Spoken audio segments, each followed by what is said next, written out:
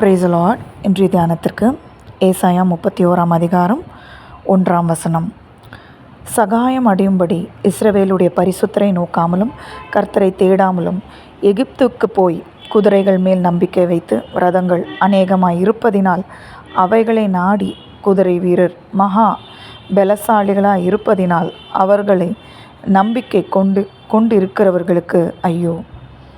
இவ்வசனத்தை குறித்து தியானிக்கும்போது நமக்கு அநேக நேரம் நம்மளுடைய பொருளாதாரத்தில் தேவைகள் வரும்.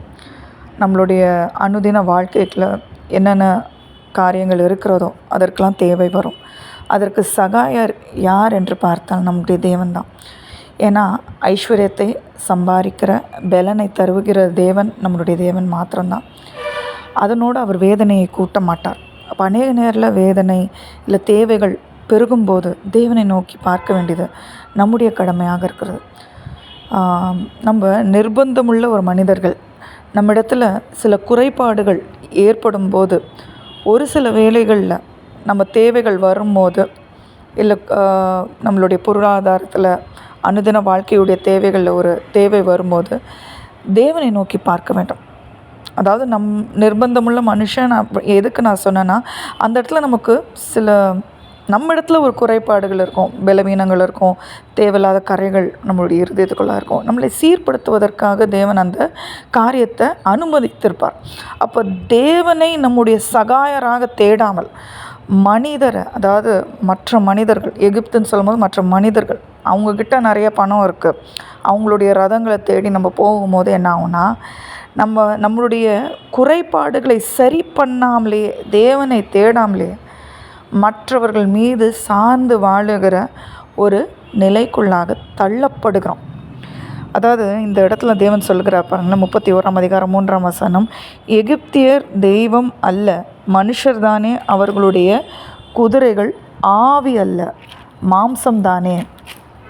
கர்த்தர் தமது கரத்தை நீட்டுவார், அப்பொழுது சகாயம் செய்கிறவனும் இடறி சகாயம் பெறுகிறவனும் விழுந்து அனைவரும் ஏகமாய் அழிந்து போவார்கள்.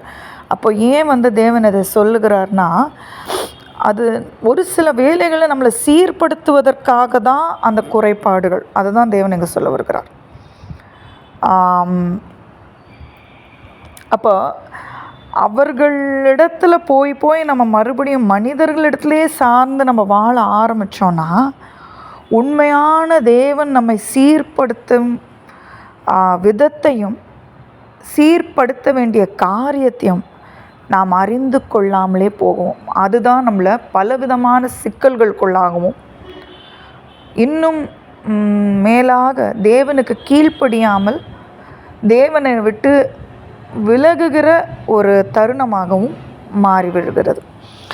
இப்போ உங்களுக்கு ஒரு நல்ல வேலையை கொடுத்த தேவனுக்கு அந்த வேலைகளில் வருகின்ற குறைபாடுகளை சந்திக்க தெரியாதான். அதான் கர்த்தர் இங்கே சொல்லுகிறார், அவர்கள் என்னை தேடாமலும் பரிசுத்தரை நோக்காமலும் இருக்கிறார்கள். அப்போ தேவன் தருகிற ஒரு சகாயம்தான் நிரந்தரமாக இருக்கும். அவர் உங்களை ஒரு மனிதரிடத்தில் வழி நடத்தினால் அது நேர்த்தியாக இருக்கும். இல்லை அற்புத விதமாக அவர் உங்களுக்கு போஷிக்க விரும்பினால் அது தேவனுடைய வழிநடத்ததான் இருக்கும்.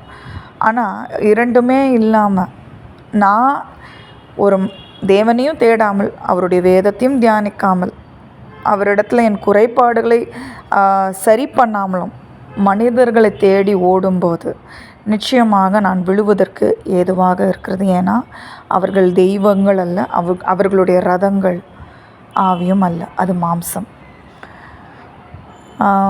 ஆனால் இன்றைக்கி அந்த இடத்துல நீங்கள் விழுந்திருந்தீங்கன்னா இல்லை பலவிதமான சிக்கல்களில் இருந்தீங்கன்னா தேவன் தருகிற ஒரு ஆறுதலான ஒரு வசனம் என்னன்னா 5 பறந்து காக்கிற பட்சிகள் போல சேனைகளின் கர்த்தர் எருசலேமின் மேல் ஆதரவாக இருப்பார், அவர் அதை காத்து தப்ப பண்ணுவார், அவர் கடந்து வந்து அதை விடுவிப்பார். இந்த நாளில் நம்மளுடைய குற்றம் குறைவுகளை உணர்ந்து நம் சீர்திருந்தி தேவனிடத்தில் திரும்பும்போது தேவன் கொடுக்குற ஒரு வாக்குத்தத்தம், அவர் நம்மை இந்த இக்கட்டிலிருந்து தப்ப பண்ணுவேன் என்று வாக்குறுதி தருகிறார். ஆகையால் இன்றைய தினத்தில் இதற்காக நம்ம ஜெபிப்போம். அன்பின் பரலோக தகப்பனே, இந்த நாளிலும் கூட ஆண்டவரே, நாங்கள் ரதங்களை தேடியோ எகிப்தை தேடியோ ஆண்டவரே நாங்கள் போகவில்லைப்பா. எங்களுடைய எல்லா தேவைகளையும் சந்திக்க யெகோவா ஈரே நீர் இருக்கிறீரப்பா. நாமம் போதுமானதாக இருக்கிறது. நீதிமான் அதற்குள்ளே ஓடி சுகமாக இருப்பானப்பா. அதற்கு நமக்கு நன்றியப்பா. நாமத்தில் தஞ்சம் போக நாங்கள் வந்திருக்கிறோமப்பா. எங்களுக்கு ஐஸ்வர்யத்தை சம்பாதிக்க பலனை தந்த தேவன் நீர். இந்த வேலையிலும் கூட எங்கள் தேவைகளை சந்திக்க வல்லவராயிருக்கிறீர். வேதனைகள் கூடும்போது தேவரீர் ஆண்டவரே எங்களை நாங்கள் சீர் செய்து கொள்ள ஆண்டவரே உதவி செய்யுங்கப்பா. எங்கள் குற்றம் குறைவுகளை அறிந்து கொள்ள உதவி செய்யுங்கப்பா. கரம் பிடித்து எங்களை வழி நடத்துங்க. இயேசுவின் நாமத்தில் ஜெபித்து ஜெயங்கள் எடுக்கிறோம். ஜெபம் கேளும் நல்ல பிதாவே. ஆமென்.